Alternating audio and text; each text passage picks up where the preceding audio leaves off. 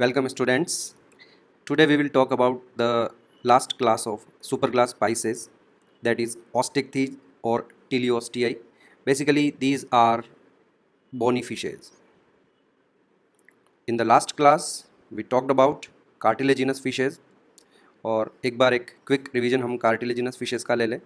तो जैसा कि मैंने आपको बताया, they have a ventral mouth, सब टर्मिनल माउथ होता है उनका, और जो माउथ है वहाँ पर पावरफुल जॉज प्रेजेंट हैं और इन्हीं पावरफुल जॉज की वजह से these are प्रीडेशियस fishes.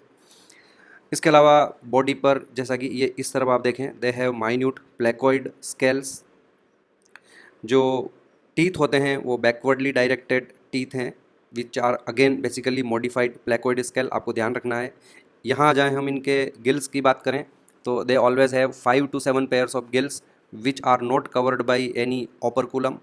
Then somewhere here they have a thermoreceptor जिसे हम एम्पुला ऑफ लोरेंजिनी कहते हैं, and they also have a cranium and vertebral column made up of cartilage, and apart from that vertebral column they also have a persistent notochord. These are the main features of cartilaginous fishes. पीछे की तरफ आए तो they have a cloaca. इस तरह से उनके पास एक कॉमन ओपनिंग है जिसे हम क्लोएका कहते हैं। क्लोएका के ठीक पास में आप जो मेल फिशेज़ हैं उनमें ये क्लेस्पर नाम का एक स्ट्रक्चर भी दिखाई देता है जो कॉपुलेटरी ऑर्गन है और फर्टिलाइजेशन के टाइम पर स्पर्म को ट्रांसफ़र करने में काम आता है, and that is why we consider it as a copulatory organ. और because of this clasper the cartilaginous fishes have internal fertilisation, और इंटरनल फर्टिलाइजेशन होने के कारण ये विविपेरस भी होती है। इनकी जो टेल है उसमें 2 लोब्स होते हैं। जो ऊपर वाला लोब है डोर्सल लोब वो थोड़ा बड़ा है और जो नीचे वाला लोब है वो थोड़ा छोटा है, और इस तरह की जो टेल होती है उसे हम हिटरो सर्कल टेल कहते हैं। वेंट्रल लोब स्मॉल होगा, डोर्सल लोब उसमें लार्ज होगा। तो these are some main features of cartilaginous fishes.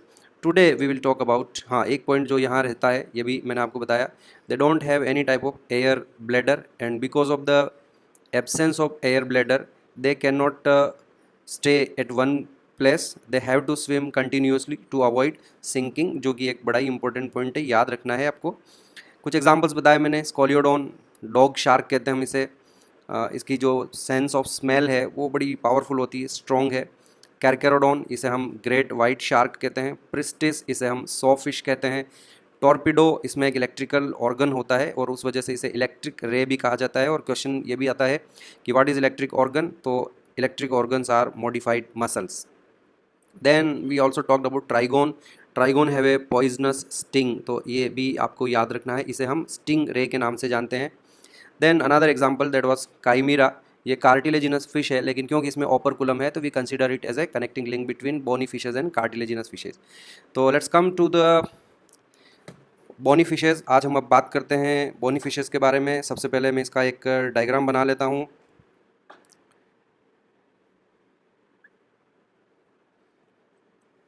देखिए आप, एक इसका हम डायग्राम बना लेते हैं।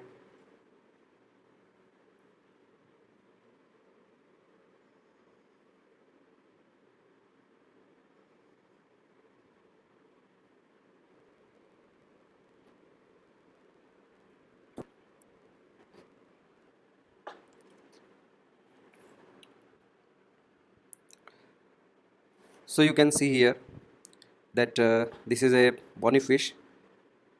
अगर आप इसे लेबल करना शुरू करें हैं और हम इसके इम्पोर्टेंट पार्ट जो हैं उनको डिस्कस करते हैं। सबसे पहले आप इनके माउथ की पोजीशन देखिए। जो माउथ होगा वो टर्मिनल माउथ है। On the other hand cartilaginous fishes में जो हमने माउथ की पोजीशन देखी थी वो वेंट्रल थी। Then there you have the body, और यहाँ पर जो स्केल्स होंगे, इस बार आपको ध्यान रखना होगा कि बोनी फिशेज में जो बॉडी है, बॉडी पर जो स्केल्स होंगे ये 3 तरह के हो सकते हैं। They could be cycloid, they could be ganoid, और they even may be of ctenoid scales. तो that is another point. A major difference between cartilaginous and bony fishes कि ये जो हमें यहाँ आपको लाइन दिखाई दे रही है बच्चों, ये जो आपको पूरा यहाँ पोर्शन दिखाई दे रहा है स्किन का, ये एक फोल्ड है, और स्किन के इस फोल्ड को हम ओपरकुलम कहते हैं। अगर आप इस ओपरकुलम में, अब मैं एक रेड कलर की लाइन बना रहा हूँ, ध्यान देना आप कि ये जो मैं रेड कलर की लाइन यहाँ बना रहा हूँ, इस जगह पर ये जो स्किन का फोल्ड है ये ओपन है, इन द सेंस ये जो रेड और ब्लू कलर की लाइन आपको यहाँ दिखाई दे रही है, इस जगह पर अगर आप इस स्किन के फोल्ड को लिफ्ट करने की कोशिश करोगे तो लिफ्ट हो जाएगा और आप अपनी पेन या पेंसिल यहाँ से इंसर्ट कर सकते हो। तो बेसिकली जो गिल्स होंगे वो अंदर की तरफ है। कार्टिलेजिनस फिशेज़ में हमने 5 to 7 पेयर्स ऑफ गिल्स देखे हैं और उनके ऊपर कोई कवरिंग नहीं है। यहाँ जो गिल्स होंगे बच्चों, वो गिल्स अंदर की तरफ है। हमेशा वो जो गिल स्लिट्स होगी वो 1 2 3 4 पेयर्स ऑफ गिल्स होंगे, लेकिन ये जैसा कि इस डायग्राम में दिखाई दे रहा है, ये गिल्स आपको बाहर की तरफ दिखाई नहीं देंगे because this gills remain covered with the fold of skin, that fold is called as operculum. तो ये मुंह से पानी लेंगे, पानी लेने के बाद वो पानी फेरिंग्स तक जाएगा और फेरिंग से वो जो गिल स्लिट्स हैं उनसे वो पानी बाहर आएगा और यहाँ ये जो आपको स्किन का फोल्ड दिखाई दे रहा है वो पानी एग्जैक्टली यहाँ से बाहर निकलेगा। ओके, समझ में आ गया आपको? तो this is an important difference between cartilaginous and bony fishes. अगर आपको समुद्र में कोई फिश तैरती हुई दिखाई दे रही है और आपको उसके ऊपर उसकी गिल स्लिट्स दिखाई दे रही है, आप मान के चलिए कि वो कार्टिलेजिनस फिश है, और अगर आपको उसकी गिल स्लिट्स दिखाई नहीं दे रही है तो इसका मतलब वो एक बोनी फिश है। ओके, तो ये ओपरकुलम हो गया एंड द ओपरकुलम कवर्स, ध्यान रखें, 4 pairs of gills. Bony fishes always have 4 pairs of gills. आगे चलते हैं और यहाँ हम बात करें तो ये जो फिशेज होती है इनमें यहाँ अंदर की ओर एक एयर ब्लैडर होगा। इस एयर ब्लैडर में हवा भरी रहती है, फिल्ड विथ एयर, और जो एयर ब्लैडर का मेन फंक्शन आपसे एग्जाम में पूछा जा सकता है, तो याद रखें, इट प्रोवाइड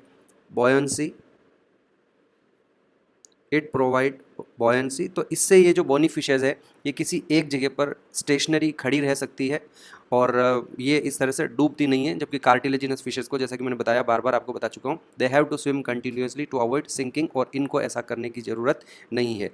और कुछ जो एडवांस फिशेज हैं उनमें यही एयर ब्लैडर एक तरह से हेल्पिंग रेस्पायरेटरी ऑर्गन का भी काम करता है। हेल्पिंग रेस्पायरेटरी ऑर्गन, पर्टिकुलरली जो लंग फिशेज हैं उनमें ये एक तरह से हेल्पिंग रेस्पायरेटरी ऑर्गन का काम करेगा। किन में, मैं यहाँ लिख देता हूँ, लंग फिशेज। कुछ एडवांस फिशेज हैं ये, और हम ऐसा मानते हैं कि उन्हीं लंग फिशेज से आगे जाकर एम्फीबिया का ओरिजिन हुआ है। यहाँ आ जाएँ पीछे बैक साइड में, डिफरेंसेस की बात कर रहे हैं हम। यहाँ मैं एक जस्ट ऐसे ही लीवर बना देता हूँ, याद रखने के लिए कि जो लीवर होगा इस केस में वो ट्राई लोब्ड होगा, यानी कि लीवर में 3 लोब होंगे, ट्राई लोब्ड लीवर। तो डिफरेंस है ये कार्टिलेजिनस और बोनी फिशेज में। कार्टिलेजिनस फिशेज में जो लीवर होता है उसमें 2 ही लोब होते हैं, यहाँ 3 लोब होंगे। और आपको ये याद होगा कि इंटेस्टाइन में मैंने एक स्क्रॉल वॉल्व एक्सप्लेन किया था, इस बार वो स्क्रॉल वॉल्व जो है वो एब्सेंट होगा। तो दिस इज सरफेस एरिया बढ़ाने के लिए कार्टिलेजिनस फिशेज में एक स्क्रॉल वॉल्व होता है, वो स्क्रॉल वॉल्व यहाँ एब्सेंट होगा। ओके, इस जगह पर इनकी एनस होगी। देखिए मैंने वर्ड यूज़ किया है एनस, मैंने क्लोए का वर्ड यूज़ नहीं किया है। तो that is another difference between bony and cartilaginous fishes. Cartilaginous fishes में कॉमन ओपनिंग होती है जिसे हम क्लोए का कहते हैं। बोनी फिशेज में जो ओपनिंग्स होगी वो सेपरेट होगी, और एनस के पास में यहाँ पर आपको एक और फिन दिखाई दे रहा है, इसे हम एनल फिन कहते हैं।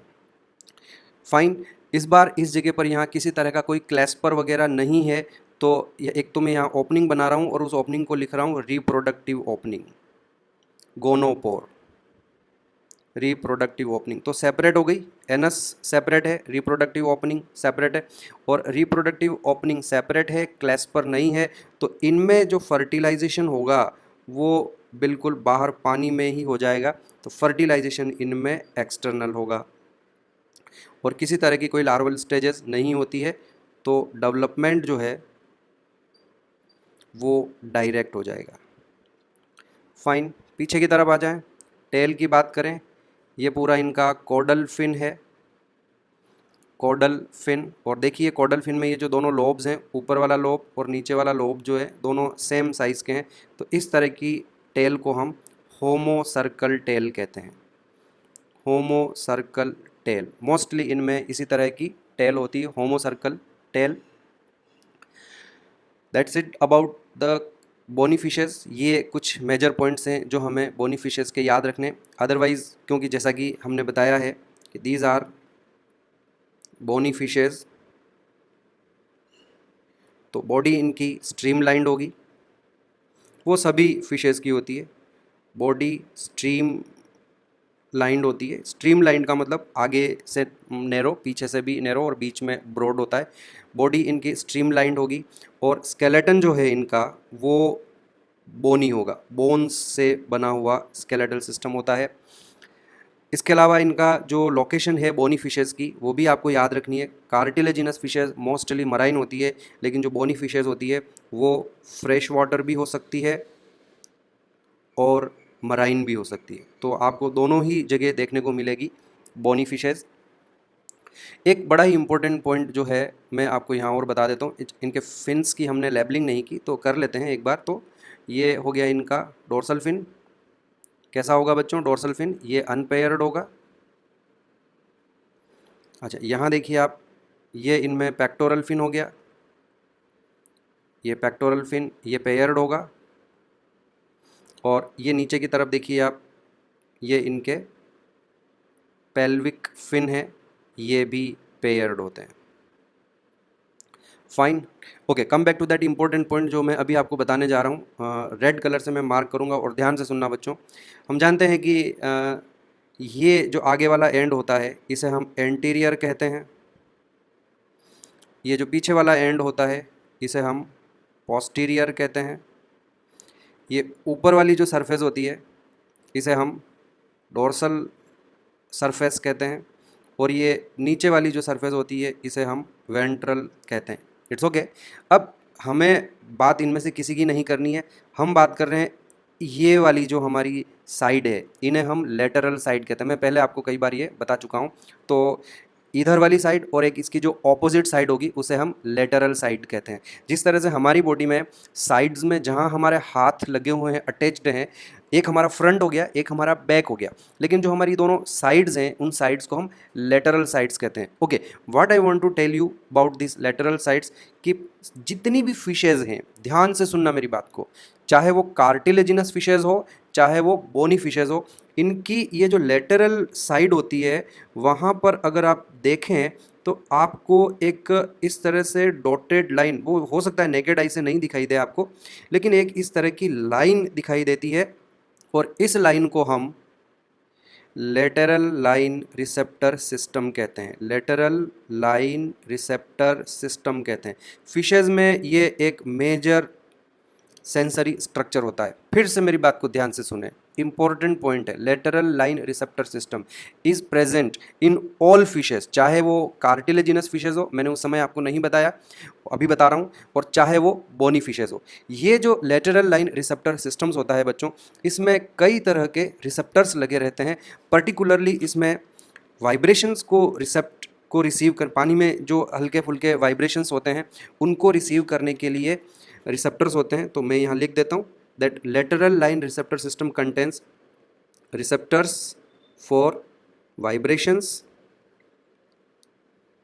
इसके अलावा जो वाटर करंट होती है, पानी का जो फ्लो होता है, उसे भी यह इसी लेटरल लाइन रिसेप्टर सिस्टम से डिटेक्ट किया जाता है। तो receptor for water current are also present. Receptors for water current, उसे भी यहीं से सेंस किया जाता है, और इन रिसेप्टर्स को हम रियो रिसेप्टर्स कहते हैं। रियो रिसेप्टर्स। और जैसा कि मैंने आपको बताया कि कुछ फिशेज ऐसी होती है जो electric current, electric voltage generate करती है, तो दूसरी फिशेज वापस ऐसी भी होती है जो उस इलेक्ट्रिक वोल्टेज को डिटेक्ट कर सकती है। और इसी लेटरल लाइन रिसेप्टर सिस्टम में इनके पास इलेक्ट्रिक वोल्टेज जो है उसको रिसीव करने के लिए, उसको डिटेक्ट करने के लिए रिसेप्टर्स प्रेजेंट होते हैं।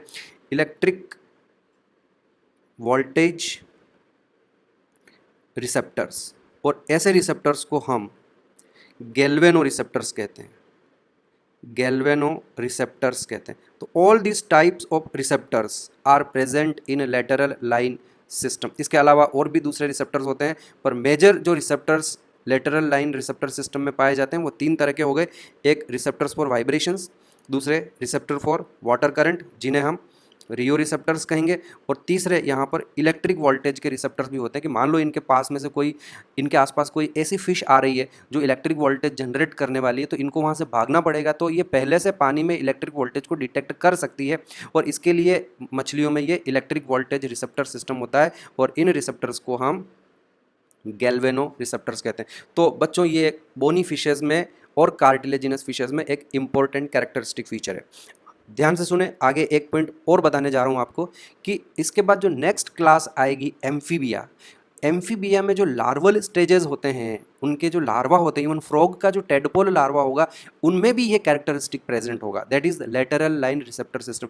जितने भी एम्फीबियंस होते हैं उनकी लाइफ की स्टेज, किसी भी स्टेज में एक बार, और किसी भी स्टेज का मतलब ये हो गया कि पर्टिकुलरली उनकी जो अर्ली लाइफ होगी उनमें एक बार lateral line receptor system definitely develop होता है, पर जब वो लैंड पर ट्रांसफ़र हो जाते हैं, उनमें मेटामॉर्फोसिस हो जाता है, उसके बाद उनका वो लेटरल लाइन रिसेप्टर सिस्टम उनमें एब्सेंट होता है। अदरवाइज उनकी लार्वल स्टेजेस में भी lateral line receptor system present है। तो this is very important point, आप इसे याद रखेंगे। चलिए अब हम बात करते हैं examples of bony fishes. Examples of bony fishes में मैं सबसे पहले एग्जाम्पल लेना चाहूँगा मराइन बोनी फिशेज़ की बात करेंगे हम, मराइन बोनी फिशेज़ की बात करेंगे, और पहला जो एग्जाम्पल हम लेंगे वो हो जाएगा हमारा हिप्पोकैम्पस। हिप्पोकैम्पस नाम से ही पता चल रहा है हॉर्स से इसका कोई लेना देना होगा, तो डेफिनेटली बच्चों इसे हम कॉमनली सी हॉर्स कहते हैं हिप्पोकैम्पस को, क्योंकि इसका जो शेप है वो थोड़ा कुछ हॉर्स जैसा होता है। तो ये हमारे पास एक इसका फोटोग्राफ है, आप इसको देख सकते हैं यहाँ, this is our hippocampus. Okay, इसके साथ कुछ इंटरेस्टिंग बातें जुड़ी हुई होती है, वो मैं आपको बताऊं कि इसमें जो मेल होते हैं उनके पास एक ब्रूड पाउच होता है, और मैं आपको बता दूं कि इस जगह पर वो पाउच होता है, इस तरह का एक उनके एब्डोमन में यहाँ आगे एक पैकेट होता है, पाउच होता है।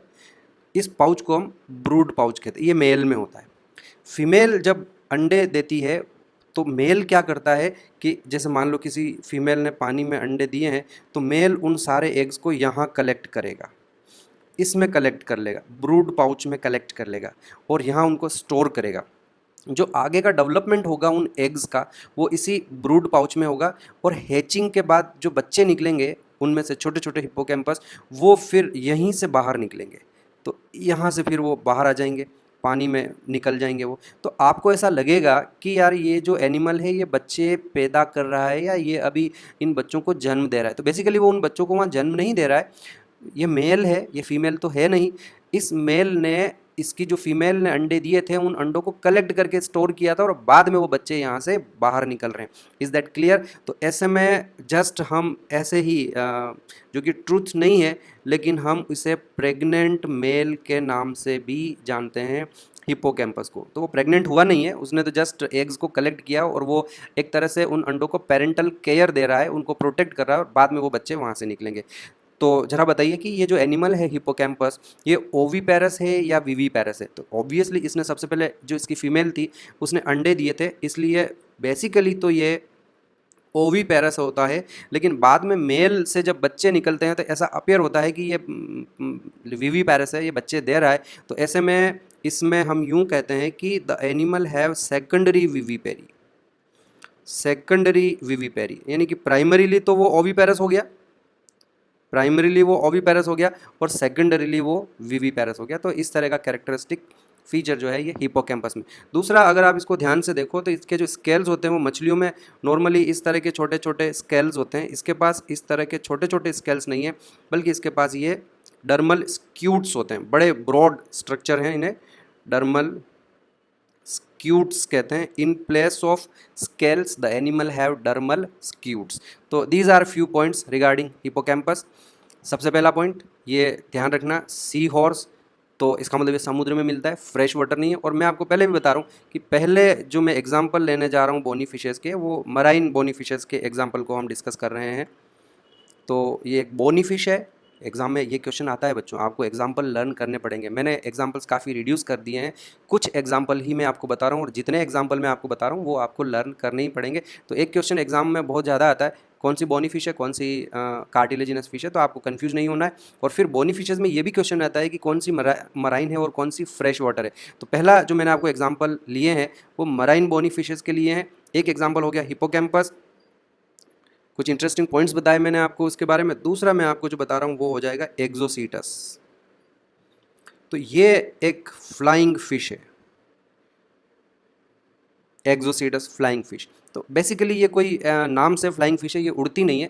ये मछली क्या करती है कि पानी में तैरते हुए एकदम से पानी से बाहर आती है, और जैसे ये पानी से बाहर आएगी तो इसके जो फिन्स हैं उनको ये एकदम से फैला देती है और हवा में काफ़ी लंबी दूरी तक एक ये छलांग लगाती है। तो ट्रू फ्लाइट इसमें नहीं होती है, there is no true flight, it is called gliding.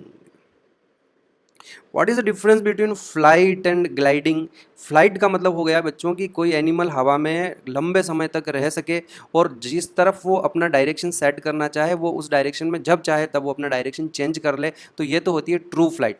Gliding में क्या है कि एनिमल एक छलांग लगाएगा, एक जंप लगाएगा, और जंप लगाते समय ही उसका ये डिसाइड हो जाएगा कि उसको अल्टीमेटली किस जगह पर कहाँ तक वो पहुँचेगा। बीच में वो अपनी डिस्टेंस को बढ़ाना चाहे कि नहीं मेरे को यहाँ से थोड़ा और आगे जाना है, तो वो नहीं कर पाएगा। बीच में अगर वो डायरेक्शन चेंज करना चाहेगा तो वो भी नहीं कर पाएगा, लंबे समय तक नहीं उड़ पाएगा। तो basically it is not a, इसको कहते हैं भले हम फ्लाइंग फिश है, it is not a flying, true flight नहीं होती है इसमें, इसमें सिर्फ ग्लाइडिंग होती है। और आप देखिए इसका एग्जांपल, मैं आपको इसका फोटोग्राफ दिखाता हूँ कि किस तरह से ये पानी से बाहर निकल के, ये रहा मेरे पास इसका एक फ़ोटोग्राफ, ध्यान से देखिए आप।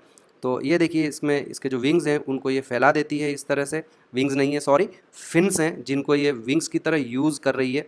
इन फिन्स को ये ऐसा स्प्रेड करके तो ऑलमोस्ट 400 मीटर तक ये ग्लाइड कर सकती है पानी से निकलने के बाद। तो 400 मीटर बच्चों बहुत ज़्यादा होता है, and that is why we are calling it as a flying fish, है ना। 400 मीटर का मतलब देखो 1 किलोमीटर 1000 मीटर का होता है, और 500 मीटर हाफ किलोमीटर हो गया। तो इट इज़, और ये 400 मीटर तक की ग्लाइड कर सकता है, तो लेस देन हाफ किलोमीटर की छलांग एक बार में ये लगाती है, एक बार में इतना लंबा ये ग्लाइडिंग करती है। This is again marine fish. तो दो ही एग्जाम्पल हम मराइन बोनी फिशेस के स्टडी करेंगे, एक हो जाएगी आपका हिपोकैम्पस और दूसरा हो जाएगा Exocoetus. Now come to the third example. लेकिन अब जो एग्जाम्पल मैं लेने वाला हूँ वो फ्रेश वाटर फिशेस के हैं, फ्रेश वाटर फिशेस। इसमें जो पहली फ़िश है वो हम ले रहे हैं बच्चों लेबियो। इस लेबियो को हम रोहू के नाम से भी जानते हैं, लेबियो या रोहू, और कॉमनली हम इसे इंडियन कार्प कहते हैं, इंडियन कार्प। तो आप देखिए मैं आपको इसका फ़ोटो दिखा देता हूँ, आपने देखी भी होगी, फ़िश मार्केट में ये बड़ी आसानी से दिख जाती है। एक कॉमन फ़िश है, एडिबल फ़िश है, इसको खाया जाता है। तो ये हो गई आपकी लेबियो। और देखो इस डायग्राम में आप ध्यान से देखें, ये जो आपको यहाँ दिखाई दे रहा है, ये इतना इतना पोर्शन इसका ओपरकुलम है बच्चों। अगर आप इस ओपरकुलम को लिफ्ट करोगे तो अंदर आपको इसकी गिल स्लिट्स दिखाई देगी। ओके, ये इसके पास पेक्टोरल फिन्स हो गए इसके, ये इसके पेल्विक फिन्स हो गए, यहाँ पर ये इसकी एक कॉर्डल फिन हो गए। टेल आप देख लीजिए होमोसर्कल, दोनों लोब ऑलमोस्ट सेम साइज़ के हैं। यहाँ पर ये एक डोर्सल, और स्केल्स जो हैं बड़ी साइज़ के होते हैं इनमें। तो कौन से वाले स्केल्स हो सकते हैं? साइक्लोइड, गैनोइड या टीनोइड स्केल्स हो सकते हैं। यहाँ इनका इस जगह पर माउथ है, तो माउथ की पोजीशन भी हमारे लिए देखिए इंपॉर्टेंट हो गई। किस तरह की माउथ है? टर्मिनल माउथ है इनमें। स्केलेटन इनका बोनी हो जाएगा, बोनी फिश है ये। तो इंडियन कार्प, और लिख लेते हैं हम यहाँ पर it is an edible fish. एक और एग्जांपल लेंगे हम फ्रेश वाटर, इसका नाम है, साइंटिफिक नाम है कतला, CATLA, और इसका जो कॉमन नेम है वो भी कतला है, लेकिन स्पेलिंग चेंज हो जाएगा, के से इसकी स्पेलिंग शुरू होगी। साइंटिफिक नेम कतला है CATLA, और इसका जो कॉमन नेम है वो है कतला KATLA। तो इसका भी मेरे पास फोटोग्राफ है, देखिए आप ये किस तरह की दिखाई देती है। थोड़ी बहुत जो नॉर्मल बोनी फिशेज़ हैं उन्हीं तरह, उसी की तरह ये भी दिखाई दे रही है। कतला कतला कहते हैं हम इसको। इसमें भी देखो ये यहाँ पर एक ओपरकुलम दिखाई दे रहा है, और बाकी सारे फीचर्स सेम है, टर्मिनल माउथ भी दिखाई दे रहा है। Then come to another fish, that is clarias. इसे कॉमनली हम मगुर कहते हैं, क्लेरियस को हम मगुर कहते हैं, और इसका भी मेरे पास फोटोग्राफ है, तो इसको भी हम देख लेते हैं। ये रही, ये देखो, इस तरह की ये दिखाई देती है। इनमें जो यहाँ पर आगे ये कुछ हेयर्स नहीं है, हेयर्स नहीं हो सकते हैं, लेकिन इस तरह से ये इनके प्रोसेसेस यहाँ पर दिखाई देते हैं, क्लेरियस या मगुर। Now come to the aquarium fishes. तो मैंने आपको अब तक 5 एग्जाम्पल बताए, 2 मराइन हैं और 3 फ्रेश वाटर है, लेबियो, कतला और क्लेरियस। अब हम 2 ऐसी फिशेस के बारे में बात करेंगे जो एक्वेरियम में हम यूज़ करते हैं। एक तो उसका एग्जाम्पल हो जाएगा बेटा। बच्चों, इसे हम फाइटिंग फिश कहते हैं। ऐसा इसलिए कहते हैं कि एक्वेरियम में अगर कोई दूसरी स्पीशीज़ की मछली है, फिश है, तो ये बेटा जो है उससे हर समय लड़ती रहेगी। दिखने में तो बड़ी सुंदर होती है, पर लड़ाक किस्म की है थोड़ी सी। तो ये हो गई आपकी बेटा, फाइटिंग फिश कहते हैं हम इसे। जिनके घर में एक्वेरियम है वो जानते होंगे इन मछलियों को। एक और बड़ी खूबसूरत जो है एंजल जैसी फिश है हमारे पास, टेरोफिलम। टेरोफिलम, इसे हम एंजल फिश के नाम से जानते हैं। खूब सारे इसके जो फिन्स हैं वो इस तरह से नीचे लटके रहते हैं, तो बड़ा ऐसा अच्छा सा दिखाई देता है। ये रही हमारे पास इसका एग्जांपल, ये टेरोफिलम इस तरह की दिखाई देती है, ये एंजल फिश है। तो 2 मैंने आपको एक्वेरियम फिशेस के बारे में बताया। एक हो गई बेटा, फाइटिंग फिश कहते हैं, और दूसरी टेरोफिलम, इसे हम एंजल फिश कहते हैं। इसके अलावा अभी मैं कुछ फिशेस के और नाम आपको बता देता हूँ, जो कि आपको सिर्फ रेफरेंस के लिए बताए जा रहे हैं। अगर आप उनके नाम याद नहीं रख पाएँ तो कोई ख़ास बात नहीं है, लेकिन फिर भी अपने दिमाग में उनको आपको रखना है। एक बड़ी फेमस फ़िश है सार्डिनेला। बच्चों, आपने इसको कॉमन नेम इसका जान सुना होगा, इसे हम सालमन कहते हैं। इसमें एनाड्रोमस माइग्रेशन होता है, तो it all exhibit anadromous. What do you mean by anadromous migration?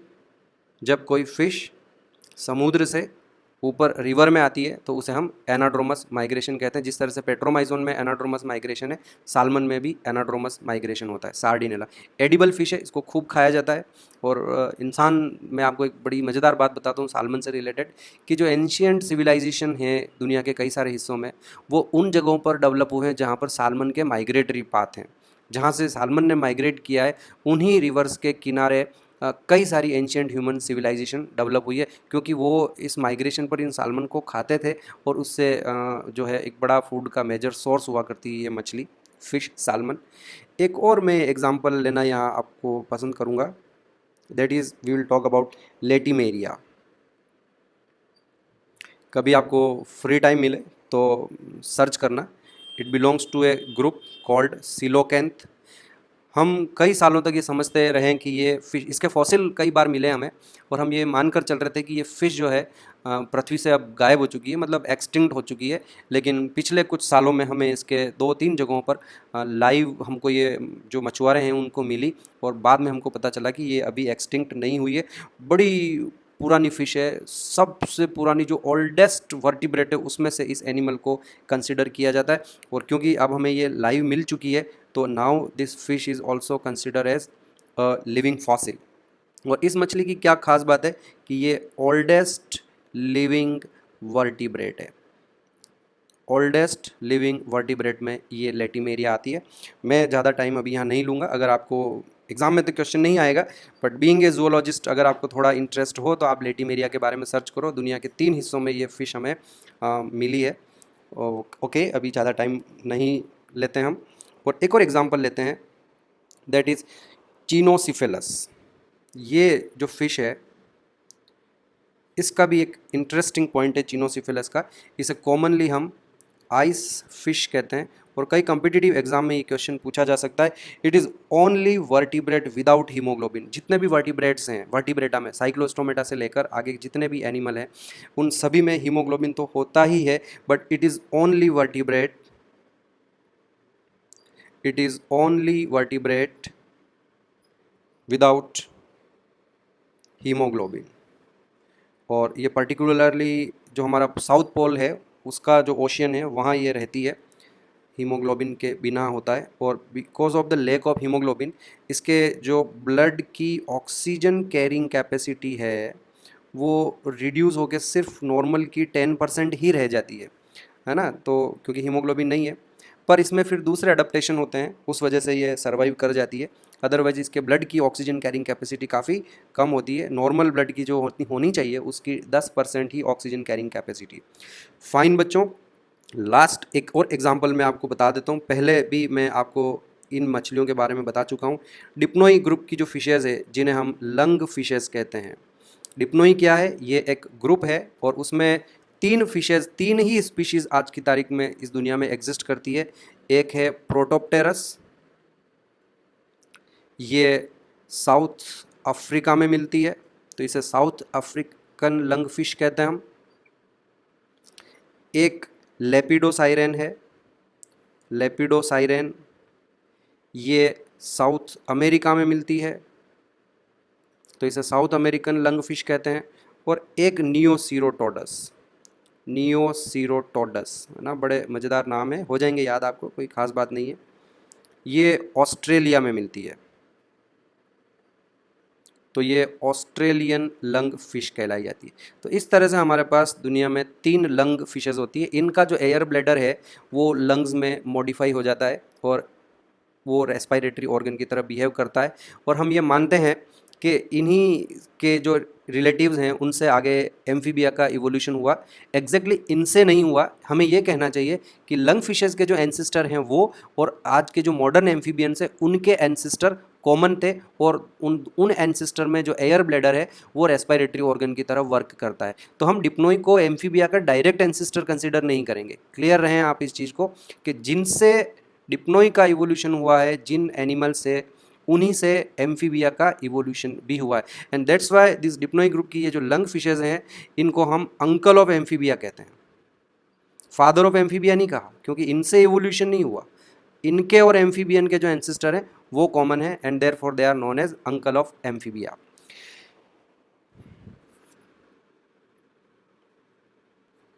तो इस तरह से हमारे पास फिशेस दोनों तरह की कंप्लीट होती है, कार्टिलेजिनस फिशेस और बॉनी फिशेस। अब बच्चों एक बार मैं आप लोगों को दोनों तरह की फिशेस के कुछ इंपॉर्टेंट कैरेक्टरिस्टिक फीचर्स हैं जिन्हें हमें नहीं भूलना है। वैसे इजी हैं, कोई ख़ास पॉइंट्स नहीं हैं, लेकिन आप इन्हें भूलें नहीं, एक बार आपका रिवीजन भी हो जाएगा। और कुछ अच्छे पॉइंट जो हैं वो मैं आपको बता देता हूँ। सबसे पहले जो मैं आपको बताने जा रहा हूँ वो है एक टर्म, दैट इज़ इक्थियोलॉजी। अगर हमें मछलियों की स्टडी करना है तो जो हमारी ब्रांच होगी बायोलॉजी की, उस ब्रांच को हम इक्थियोलॉजी कहते हैं। तो study of fishes is known as ichthyology. Second point आपको ये ध्यान देना है कि फिशेज सारी एक्वेटिक है और इनकी जो बॉडी है वो स्ट्रीमलाइंड होती है। तो मैंने जो मछलियों के डायग्राम बनाए, चाहे वो बोनी फिश हो चाहे कार्टिलेजिनस फिश हो, ये इस तरह का जो शेप होता है इसे हम स्ट्रीमलाइंड शेप कहते हैं। इससे पानी में जो रेजिस्टेंस है वो मिनिमम हो जाता है।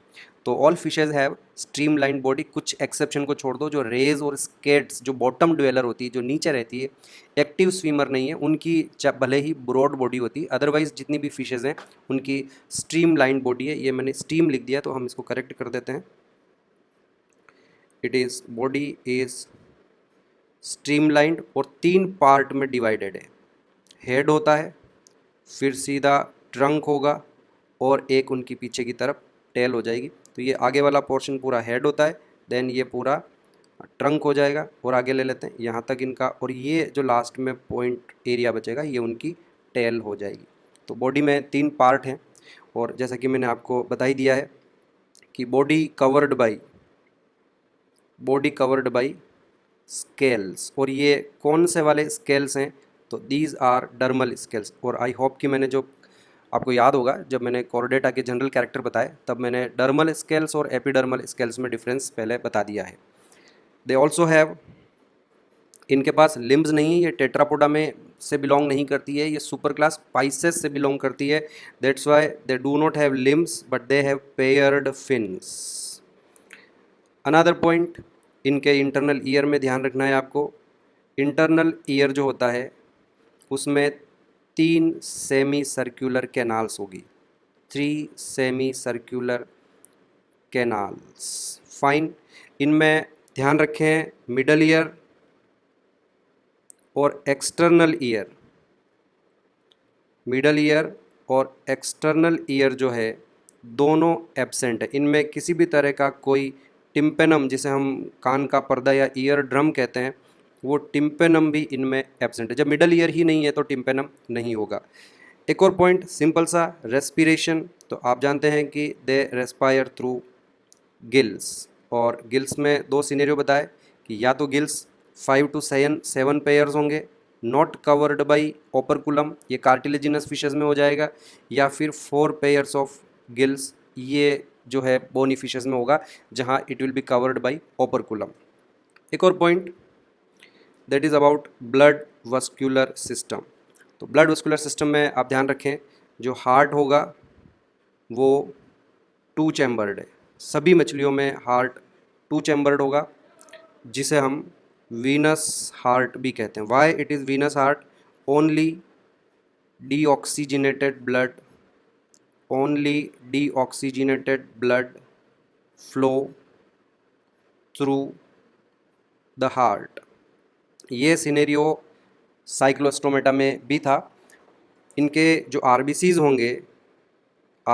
होंगे वो ओवल होंगे और न्यूक्लिएटेड होंगे। सिर्फ मैमल्स में ही बाइकॉन्केव और ई न्यूक्लिएटेड होंगे, बाकी जितने भी वर्टिब्रेट्स हैं उनमें ओवल एंड न्यूक्लिएटेड आरबीसी होते हैं।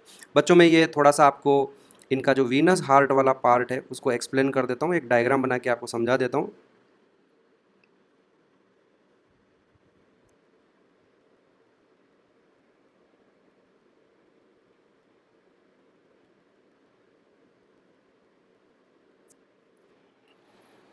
तो देखिए बच्चों, यहाँ मैंने आपको इसका डायग्राम बनाया। ये इनका ऑरिकल होगा,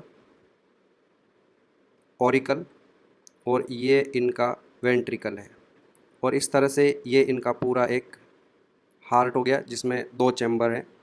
अब देखिए कि ये इनकी यहाँ पर बॉडी है, तो बॉडी से जो डीऑक्सीजनेटेड ब्लड है, पूरी बॉडी का जो डीऑक्सीजनेटेड ब्लड होगा वो इनके सबसे पहले हार्ट में एंटर करेगा। देखिए मैंने ब्लू कलर से बनाया है, ब्लू कलर का मतलब जो ब्लड फ्लो हो रहा है वो डीऑक्सीजनेटेड ब्लड है। तो वो ब्लड सबसे पहले ऑरिकल में आएगा, और ऑरिकल से वो फिर वेंट्रिकल में जाएगा। वेंट्रिकल से ये ब्लड आगे बढ़ता है, और आगे बढ़ के ये एंटर करेगा गिल्स में। तो आप देखिए ब्लड पहुंच गया गिल्स में। तो जब ब्लड गिल्स में एंटर कर रहा है तो ये ब्लू कलर का है, मतलब डीऑक्सीजनेटेड है।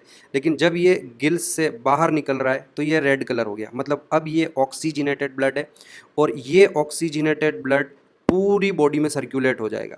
सारे ऑर्गन्स, जितने भी मसल्स और ऑर्गन्स हैं, उन सभी को इस ब्लड की सप्लाई होगी, और फिर वहाँ जब ये ब्लड सप्लाई होगा तो ऑब्वियसली उस ब्लड में से ऑक्सीजन निकल जाएगी और it will become deoxygenated blood. तो अब बॉडी से ये जो डीऑक्सीजनेटेड ब्लड वापस कलेक्ट हुआ, ये देखिए वापस ये ब्लड जो है अब हार्ट में जाने के लिए तैयार है। तो इस तरह का ये जो आप डायग्राम देख रहे हैं, this is what we call single circulation, कि पूरा जो राउंड यहाँ से पूरा राउंड बॉडी से लगा, तो उसमें ये हार्ट से कितनी बार गया ब्लड, तो हार्ट से सिर्फ ये एक ही बार गुजरता है। This type of blood circulation is called as single circulation. इसका ऑपोजिट होता है डबल सर्कुलेशन। तो मैं आपको जब एम्फीबिया, रेप्टिलिया, एवीज और मैमल्स पढ़ूंगा उस समय आपको डबल सर्कुलेशन के बारे में भी बताऊंगा। अभी आप समझ लीजिए कि ये एक तरह का सिंगल सर्किट या सिंगल सर्कुलेशन है।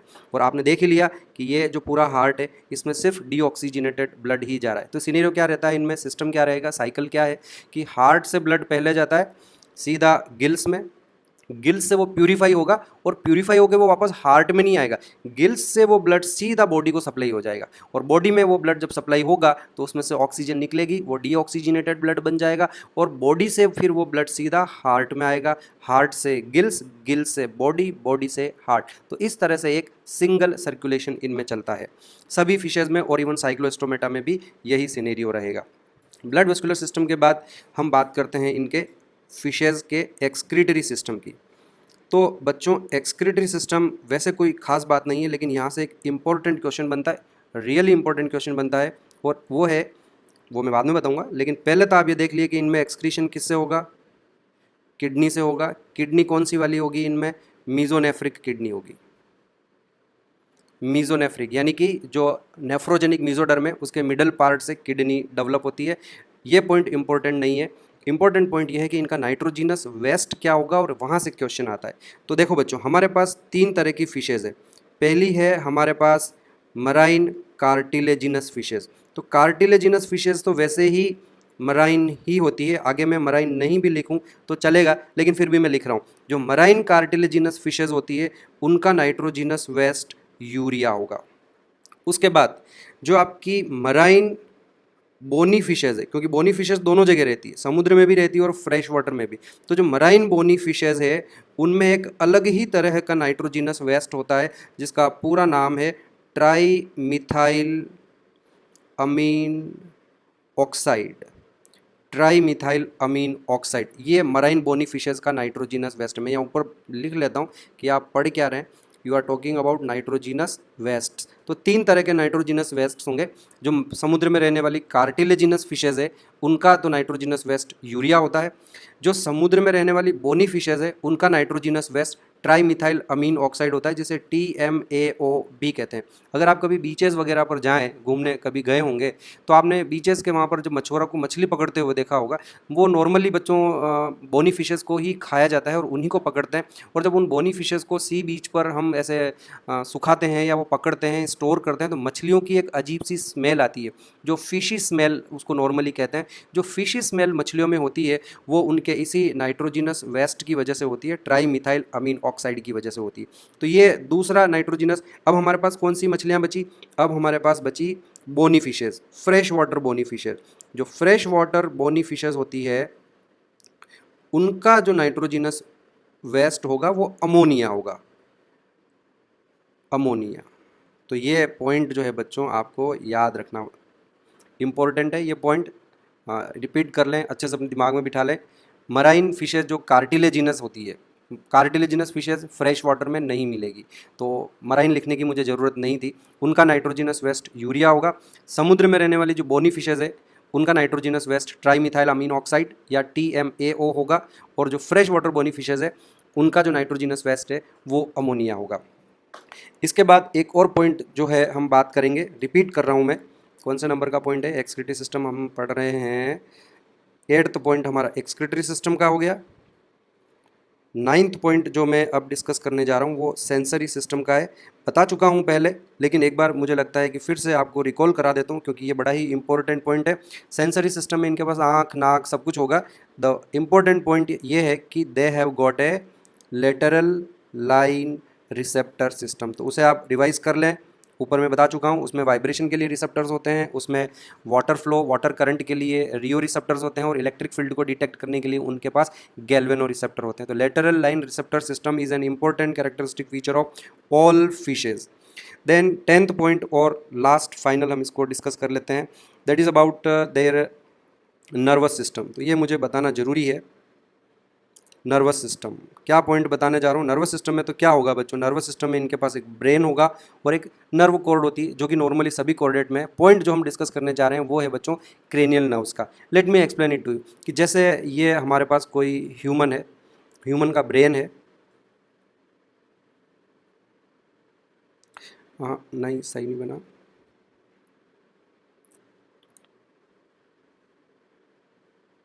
ओके, तो what we know about the human brain, कि हमारे पास एक ब्रेन होता है और एक पीछे की ओर नर्व कॉर्ड होती है जिसे हम स्पाइनल कॉर्ड भी कहते हैं। वेल, हमारी ये जो स्पाइनल कॉर्ड होती है उससे कई सारी नर्व्स निकलती है। इन नर्व्स को हम स्पाइनल नर्व्स कहते हैं, स्पाइनल नर्व्स कहते हैं। फाइन, ये ब्रेन हो गया, ये हमारी स्पाइनल कॉर्ड हो गई। वेल बच्चों, जिस तरह से स्पाइनल कॉर्ड से ये स्पाइनल नर्व्स निकलती है, उसी तरह जो हमारा ब्रेन होता है उस ब्रेन से भी कुछ नर्व्स निकलती है। और जो ब्रेन से नर्व्स निकलती है ये बेसिकली सिर्फ आपके फेशियल एरिया तक ही जाती है। इसमें सिर्फ एक नर्व ऐसी होती है जो हेड को, नेक को क्रॉस करके नीचे बॉडी में आती है। अदरवाइज जितनी भी ब्रेन से निकलने वाली नर्व्स है वो या तो आँख को जाएगी, चेहरे के मसल्स को जाएगी, टंग को जाएगी, नोज़ को जाएगी, कान को जाएगी, चेहरे की स्किन को जाएगी, या टंग को जाएगी, या नेक को जाएगी, वहीं जाती है ये। कोई भी नर्व इनमें नेक से नीचे नहीं आती, एक्सेप्ट वन। 10th नंबर की एक नर्व होती है जिसे वेगस नर्व कहते हैं, वही आपकी ब्रेन से नीचे की तरफ, नेक से नीचे की तरफ आती है। Well, what I want to say कि ये जो नर्व्स आपके निकल रही है, ब्रेन से निकल रही है, इन नर्व्स को हम क्रेनियल नर्व्स कहते हैं। क्यों क्रेनियल नर्व्स? क्योंकि जब ये ब्रेन से निकलेगी तो ब्रेन किससे कवर्ड होता है? क्रेनियम से, है ना। तो जैसे ही ये ब्रेन से बाहर निकलेगी तो अल्टीमेटली इनको क्रेनियम से भी बाहर निकलना होगा, और हमें जब किसी पर्सन को हम डिसेक्ट ओपन करते हैं तो उसके क्रेनियम से हमें कुछ नर्व्स बाहर निकलते हुए दिखाई देगी, उन नर्व्स को हम क्रेनियल नर्व्स कहते हैं। बेसिकली ये क्रेनियम से नहीं निकल रही है, क्रेनियम के अंदर जो ब्रेन है वहाँ से निकल कर ये बाहर आ रही है, पर नाम हम इन्हें देते हैं क्रेनियल नर्व्स, हम इनको ब्रेन नर्व्स नहीं कहते हैं। फाइन। पॉइंट ये है बच्चों कि ह्यूमन में ये जो क्रेनियल नर्व्स होती है उनके 12 पेयर्स हैं। हाउ मेनी, ये क्वेश्चन आता है, how many cranial nerves are there? तो we have got 12 pairs humans. किस किस में? ह्यूमन में, ह्यूमन की जगह मैं यहाँ मैमल्स लिख देता हूँ, मैमल्स में, बर्ड्स में, बर्ड्स मतलब एवीज जो है हमारी वो लिख देता हूँ मैं, और उसके अलावा जो रेप्टाइल्स हैं, रेप्टिलिया के जो मेंबर्स, स्नेक, लिजर्ड वगैरह सारे, इन सभी में 12 पेयर्स ऑफ क्रेनियल नर्व्स होती है। फाइन। कौन से ग्रुप? मैमल्स, एवीज और रेप्टिलिया में 12 पेयर्स ऑफ क्रेनियल नर्व्स होती है। लेकिन इससे पहले के जो हमारे पास मेंबर्स हैं, साइक्लोस्टोमेटा, उसके बाद ये जितनी भी फिशेज हैं, और उसके बाद जो आपके एम्फीबिया के मेंबर्स होंगे, they all have got 10 pairs of cranial nerves. उनके पास 10 ही पेयर्स होंगे। Why they have 10 and why we have 12 pairs? उसका भी एक रीज़न है बच्चों। अगर आप कभी फ्रॉग को देखो, कभी किसी फिश को देखो, तो मैंने अभी थोड़ी देर पहले आपको बताया कि जो फिश की बॉडी है it is divided into 3 parts. ये लिखा हुआ मैंने, हेड होता है, ट्रंक होता है और टेल होता है। इनमें किसी में भी नेक नहीं होती है। आगे एम्फीबिया, कभी आप फ्रॉग को देखो, मेंढक को देखो, मेंढक में भी हेड होगा, फिर सीधा ट्रंक आ जाएगा, लेकिन उसके पास भी नेक नहीं है। नेक की शुरुआत होती है, आप किसी लिजर्ड को देखो, तो अगर आप किसी लिजर्ड को देखोगे तो उसका ये हेड होगा ऐसे, और फिर ये यहाँ पे उसकी एक नेक होगी, और नेक के बाद उनकी बॉडी शुरू होती है। तो दे हैव गॉट ट्रंक और वगैरह जो भी है। एनीवे, तो what I want to say कि नेक की स्टार्टिंग होती है रेप्टिलिया से, और जैसे ही नेक का इवोल्यूशन हुआ, हमें उस नेक के मसल्स को कंट्रोल करने के लिए एक्स्ट्रा क्रेनियल नर्व्स की रिक्वायरमेंट हुई, और तब से हमारे पास 12 पेयर क्रेनियल नर्व्स के आ गए। तो ये पॉइंट जो है कि Y they have only 10 pairs of cranial nerves, तो रीज़न हो जाएगा बिकॉज डू नॉट हैव नेक, तो इनके पास सिर्फ 10 पेयर्स ऑफ क्रेनियल नर्व होंगे। और मैमल्स, रेप्टाइल्स और एवीज, इन तीनों में क्रेनियल नर्व्स 12 पेयर्स है। 2 एक्स्ट्रा क्यों है? Because they have neck.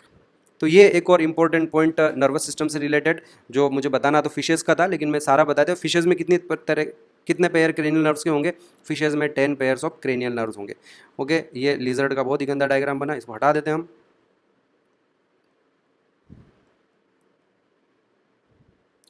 Fine. इसके अलावा एक लास्ट पॉइंट और डिस्कस करते हैं। मुझे फिर से याद आ गया, कितने हो गए हमारे पॉइंट? ये नर्वस सिस्टम का 10th पॉइंट हो गया।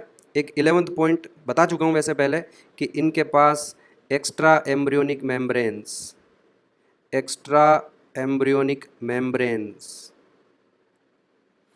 एब्सेंट होगी।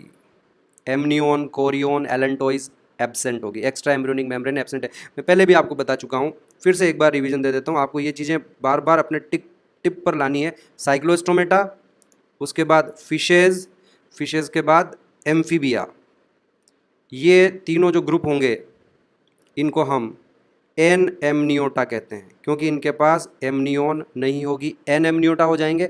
एमनियोन सिर्फ किस में होगी? एमनियोन जो ज़मीन पर आ गए हैं उन्हीं में होगी। रेप्टाइल्स, बर्ड्स और मैमल्स, ये आपके तीनों एमनियोटा ग्रुप में आएंगे। फाइन। तो ये मछलियाँ भी जो है एन एमनियोटा में आती है। और एक 12th पॉइंट, बॉडी टेम्परेचर को कंट्रोल करने वाला।